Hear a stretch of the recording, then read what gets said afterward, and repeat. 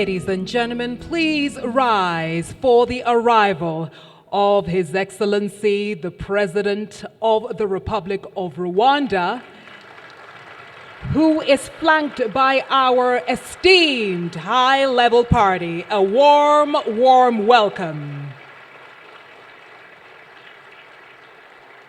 Ladies and gentlemen, allow me to ask you to give a resounding round of applause to the continent of Africa, for which we are committed and for which we have hope and for which we believe we will achieve prosperity.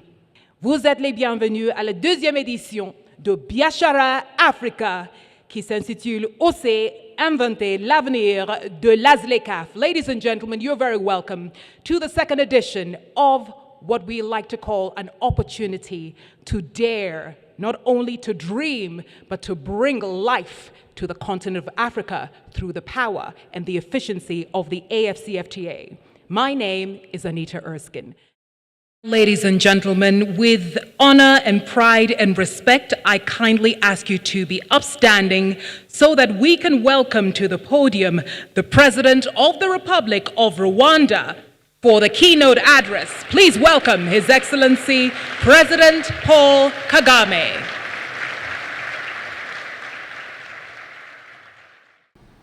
Excellencies, distinguished ladies and gentlemen, I'm happy to join you for the second edition of Biashara Afrika. We are very pleased to welcome you all to Rwanda, in particular our special guests, former President Mahamadou Yusuf of Niger, and Prime Minister Dlamini of the Kingdom of Eswatini, and other distinguished guests. I thank you particularly because it took some amount of courage to proceed to head to Kigali from wherever you were, because of what my friend Dr. Kaseya said, the head of Africa CDC, of the virus that has been going around, but well controlled, the Marburg virus. And from that,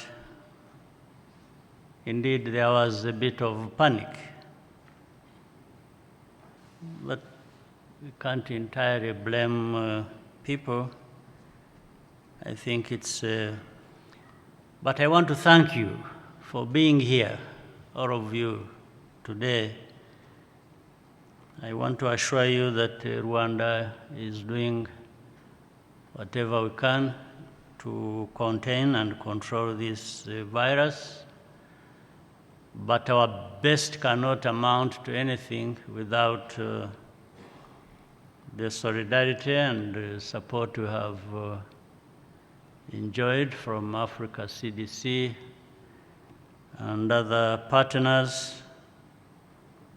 Also, your courage to have good understanding and continue to be here for this event. To begin, I wish to commend Secretary General Wamkele for the good work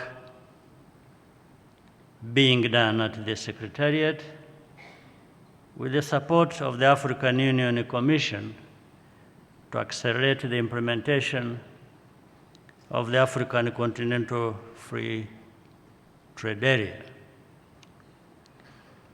The journey to establish the world's largest free trade area began here in Kigali 6 years ago, as has already been said. 1 year later, in Niamey, the operational phase of AfCFTA was launched. Your Excellency Mahamadou Issouf, I wish to once again commend you for leading us to this point and for your contributions as a champion. These two historic moments demonstrate our commitment to the economic unity and prosperity of Africa. Indeed, Africa is capable of coming together to solve our own problems. But of course, I want to urge our leaders also to make sure that some of the things that stand in our way, that are actually not too difficult to address, should not continue to be the case. We need to fix our politics, our governance.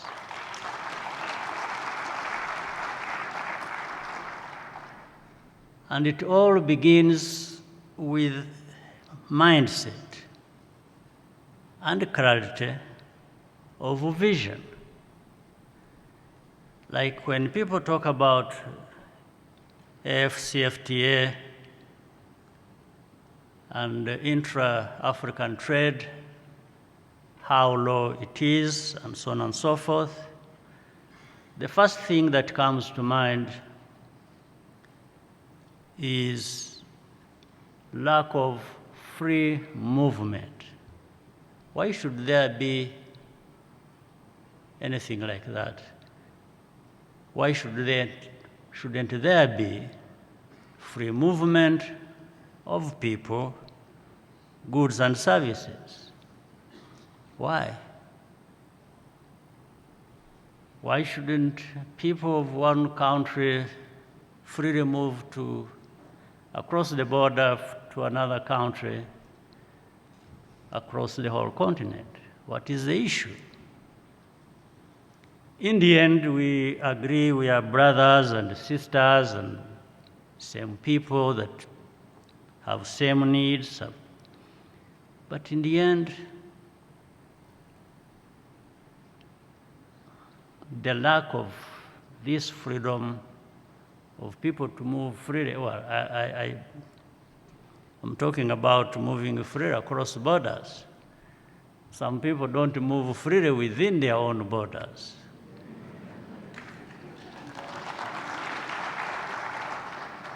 And it really is all about politics that can be fixed, and we must fix it. We now live in a complex and ever-changing world. But there are a lot of opportunities for us to take advantage of. As a continent, how well we adapt will depend on how strongly connected we are and on the value we add to our collective wealth. The good news is that integration in Africa is ongoing, and already we can see positive results. But we can do more, and we can go faster. Over 30 countries are now participating in the Guided Trade Initiative. Rwanda is happy to be among the first countries to join this pilot. Governments need to continue doing their part to create an enabling environment for business. Removing non-tariff barriers should remain a priority, as well as facilitating cross-border movement. Reducing freight, logistics, and logistic costs would also be a game changer. Africa has some of the highest in the world. The costs of freight and logistics, that is. Rwanda, our national carrier, is providing an affordable service to the private sector to expand their reach on the continent. I want to thank the Ethiopian Airlines.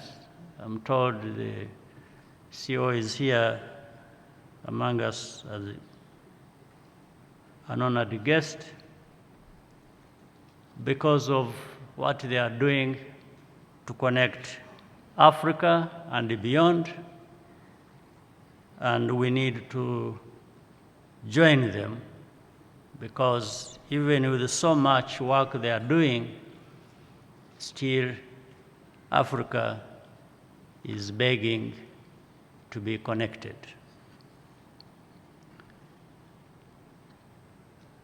The focus should be on supporting small and medium enterprises.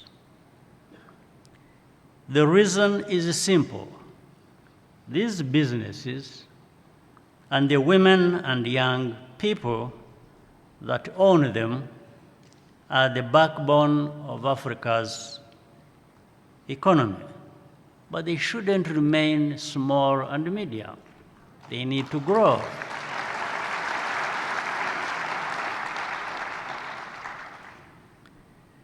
Building a single continent market does not happen overnight. A lot of progress has been made, but the road is still long. Even in the face of challenges, we need to be consistent and think outside of the box. That is the formula for success. Working together, there is nothing we cannot achieve. Once again, distinguished ladies and gentlemen, I thank you for being with us here today. I hope you enjoy your stay, and I wish you a very productive meeting. Thank you for your kind attention.